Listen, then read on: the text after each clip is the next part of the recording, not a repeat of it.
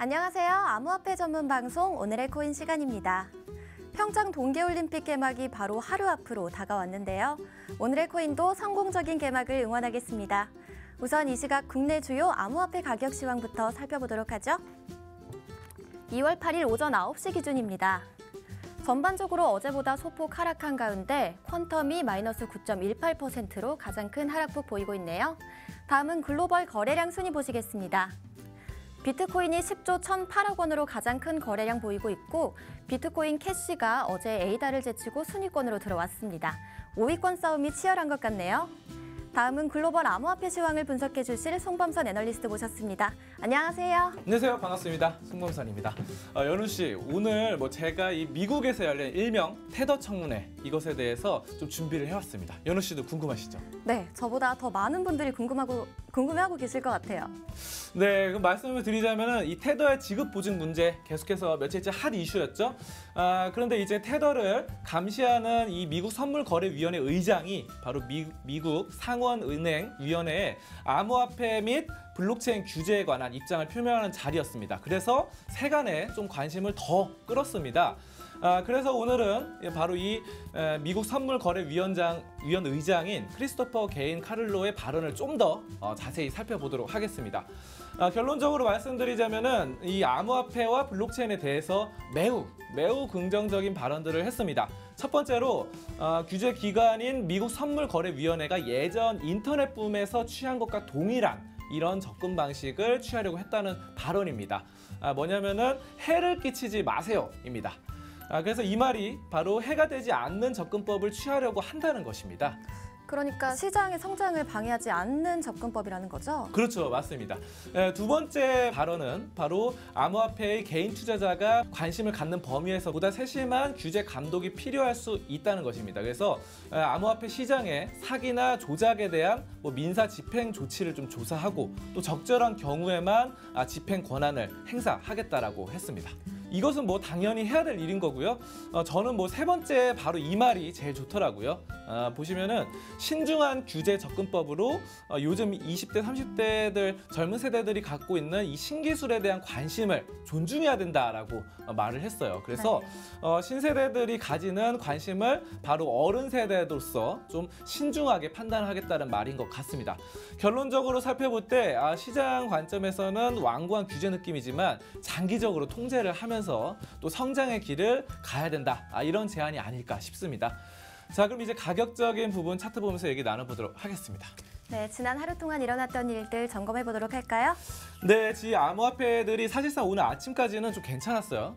비트코인은 소폭 상승을 하다가 약간 지금 눌리 나가고 있고 비트코인 캐시 보겠습니다. 비트코인 캐시 같은 경우도 주요 암호화폐 중에선 제일 좋았어요. 사실상. 네. 이게 5%, 6% 이상 올라가면서 상당히 강세로 갔다가 지금은 반전해서 하락세로 전환을 했습니다. 그렇지만 여전히 100만 원 선을 좀 유지를 하고 있는 모습입니다. 그래서 아직까지는 크게 문제점은 없고 여전히 상승 추세를 유지하고 있다는 점, 이동평균선 상방에 놓여져 있다는 점 좀 긍정적으로 살펴보실 수 있겠고요. 또 앞서서 말씀드렸던 테더 청문회 이런 부분들 상당히 좀 말 한마디 한마디가 가격에 심한 영향을 주고 있죠. 그렇죠? 그런 것처럼 우리나라에서도 지금 뭔가 하나 열립니다. 바로 국회 입법조사처가 바로 국회의원 3당, 그러니까 자유한국당, 그리고 더불어민주당, 국민의당 이렇게 세 당이 같이 이렇게 세미나를 공동 규제 세미나를 엽니다. 여기서 이제 또 무슨 말이 나올지 모르거든요. 사실상 테더 청문회처럼 좋은 말이 나왔다, 의장에 좋은 말이 나왔다 그러면은 상방으로 좀 김치 프리미엄이 다시 붙을 수도 있는 상황이고 또 여기서 나쁜 말이 나왔다 하면은 역 프리미엄으로 우리가 해외 시세보다 더 떨어질 가능성도 있습니다. 그렇기 때문에 이 지지선이 좀 어느 정도 15시간 이동평균선 이런 부분들이 지켜지는지에 대한 여부를 좀 살펴보시면서 추세가 떨어지면은 어느 정도 비중을 좀 줄여나가는 이런 투자 전략 이런 것들 세워볼 필요가 있을 것 같습니다. 여기까지 암호화폐 종합 분석 시간이었습니다. 말씀 감사합니다.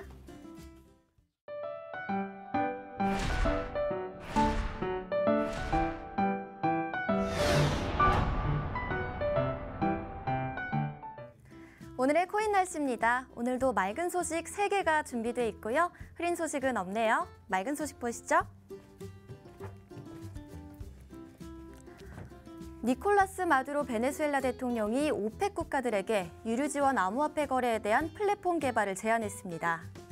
석유 수출국 기구 오펙은 알제리와 앙골라, 이라크, 사우디아라비아 등 14개 국가로 이루어져 있죠. 이 마두로 대통령이 발표한 페트로백서에 따르면 세계 최초의 국가 발행 암호화폐인 페트로를 세금과 공공서비스 비용 지불에 적극적으로 사용하겠다고 적혀 있는데요. 이 페트로가 베네수엘라의 금융자주권을 회복시키는 계기로 활용됐으면 좋겠습니다. 다음 소식 보시죠.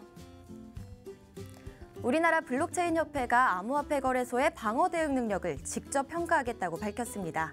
전하진 자율규제위원장은 거래소 회원사에게 이 법적 제재를 가할 수는 없지만 지속적인 모니터링을 통해 경고 메시지를 줄 수는 있다면서 회원사가 안정적인 시스템과 신뢰성을 갖추도록 노력할 예정이라고 말했습니다.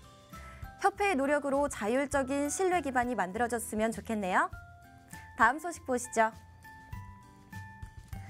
싱가포르의 타르만 샴무가라트남 부총리가 미래 규제 계획에 암호화폐 거래를 금지할 이유가 없다고 강조했습니다. 부총리는 암호화폐의 발전과 잠재적인 위험성에 대해 계속해서 연구해왔지만 암호화폐 거래를 금지할 만한 사례는 없었다고 말하는 한편 투자에는 위험성이 있기 때문에 국민들에게는 암호화폐에 투자할 때 잃을 수도 있다는 사실을 알릴 것이라고 전했습니다. 현재 싱가포르는 중국이나 인도네시아와는 다르게 블록체인을 이용한 글로벌 허브가 되기 위해 노력하고 있습니다. 넷마블 게임즈의 방준혁 의장은 암호화폐와 블록체인 기술이 긍정적인 방향으로 발전할 것이라고 말했는데요. 부작용이 부각되는 측면도 물론 있지만 이런 점들이 보완되면서 순기능이 점점 더 많이 나타날 것이라고 강조했습니다. 앞으로도 국내에서 이렇게 긍정적인 소식들이 많이 들렸으면 좋겠네요. 지금까지 오늘의 코인 최현우였습니다.